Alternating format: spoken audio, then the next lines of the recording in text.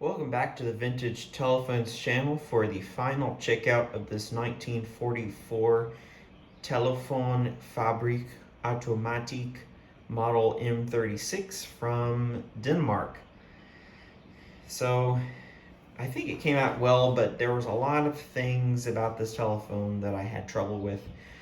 You probably know that the capacitor was missing, so I had to find a couple of capacitors to add up to the capacitor that it required.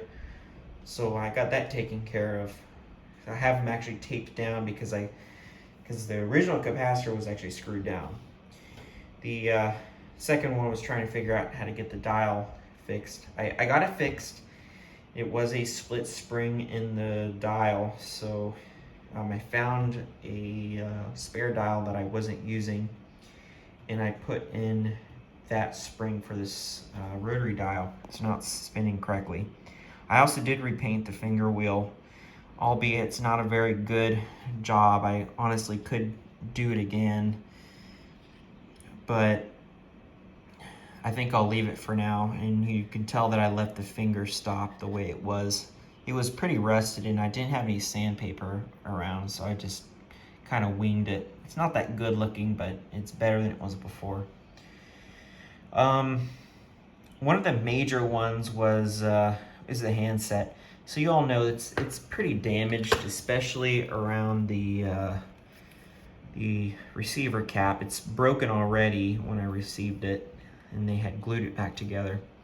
But that's not the major issue. When I was washing this handset, I think this had already been, there might have been already a hairline crack somewhere in this on the side, but I think the water seeped it into the side, and it caused this whole side of the handset to split, and it wasn't like that before.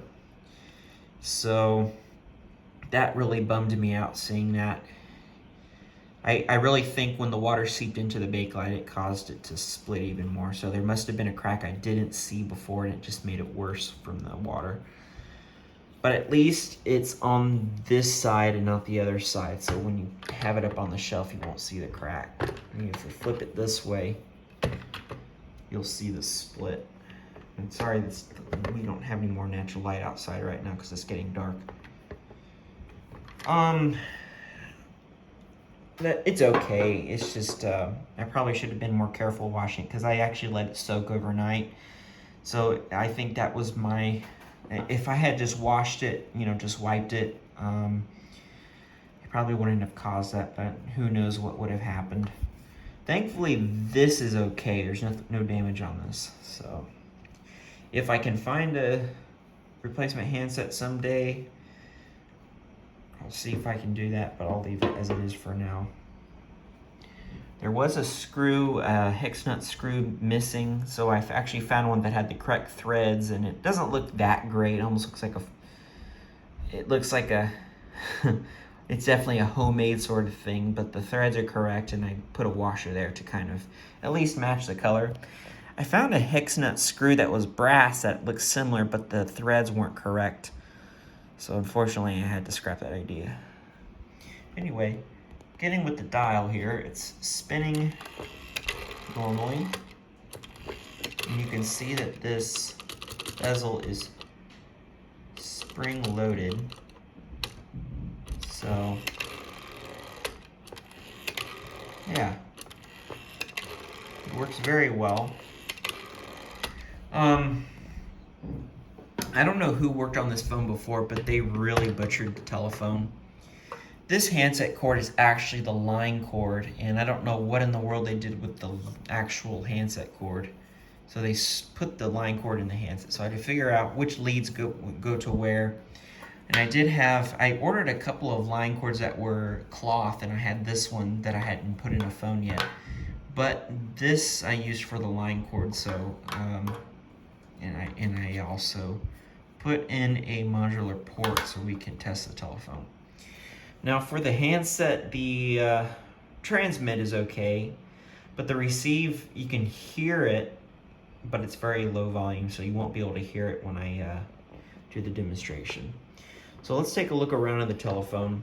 It looks really good, but if you're putting natural light, obviously, you'll see the imperfections.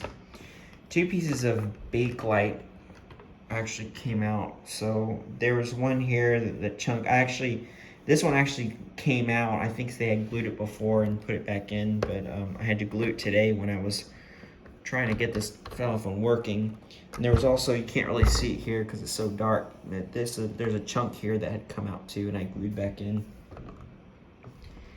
Now, let's see, you have a space here for your phone number, and then this is a blank, and there's actually another plate under this mounted on the underside that has a circle cut out in it so you can put in a earthing button. And this, of course, is for you to pull the telephone towards you, but not to hold it. So when you take this whole thing off, it will release the housing so you can get onto the inside.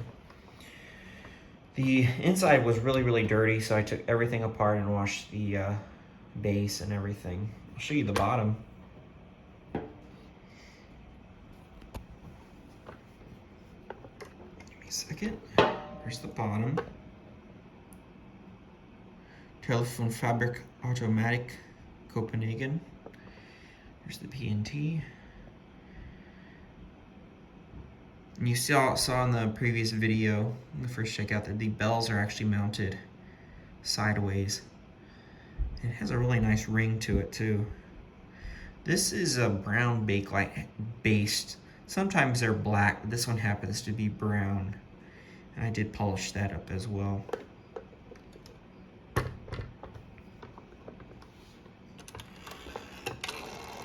And some of these telephones were used on the KTAS,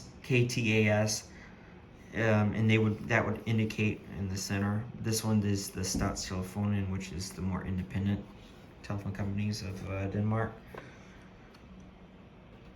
So yeah, that is the M36 from 1944, and it's gonna look great on display, and it's a really, really neat design.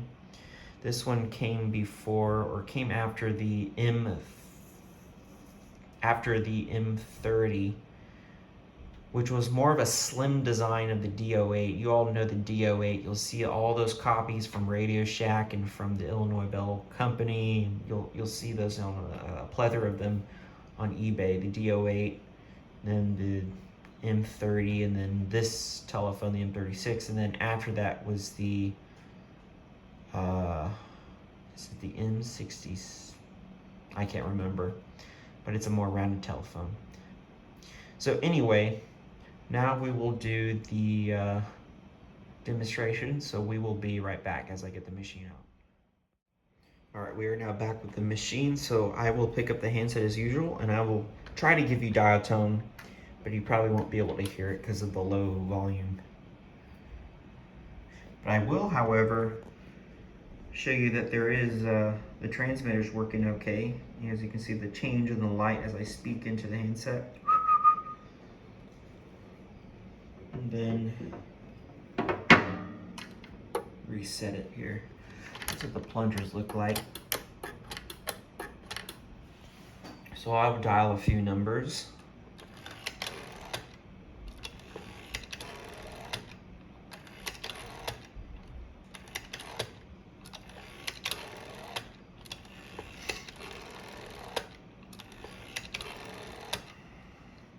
And then finally, the best part of the video is the ringing demonstration. So I will pull this telephone over here.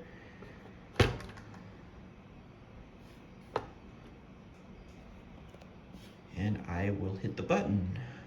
It's very loud.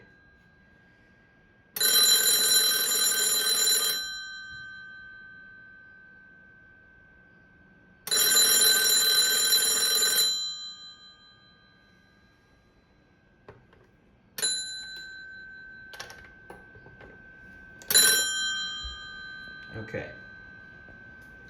I will have some more videos coming up. They will come up when they come up. But that's it for this video, this M36 telephone from 1944 Denmark. And I hope you enjoyed. And thank you very much for watching. And have a great rest of your day. rest of your night, whatever it is. Thanks.